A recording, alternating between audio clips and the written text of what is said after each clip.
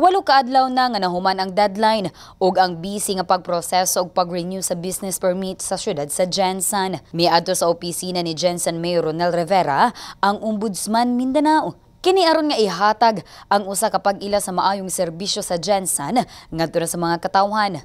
Pasado ang General Santos City sa Level 1 sa Blue Certification sa Ombudsman. Usa ka certificate ang ilahang gihatag sa mayor kauban ang Business Permit and Licensing Division Office, Office of the Building Official ug ang City Treasurer's Office. Ang Blue Cert kasi, Blue Certification is a program, an integrity management program of the Office of the Ombudsman. No? We conduct that amongst Business Licensing and Permits Office of LGUs, local government units, yes, to see if their systems and procedures are compliant with what the law says.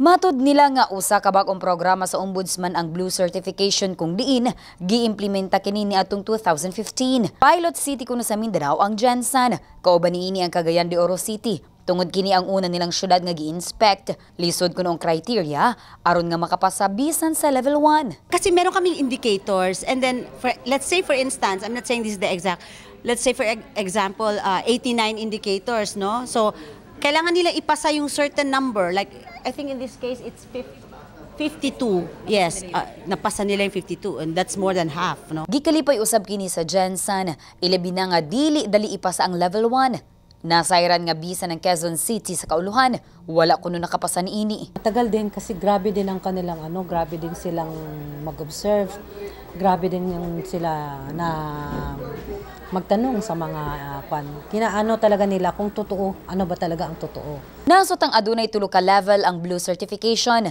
Tungod sa kalipay sa mayor sa Jensan, buot niyang sunod nga mapasa na ang level 2. Isip pahagit kini sa buhatan sa gobyerno. We'll make sure na we'll be compliant, of course. We will go for level 2. Diba, Deep? Okay. Very good, very good. Abby Lorenzo, Brigada News.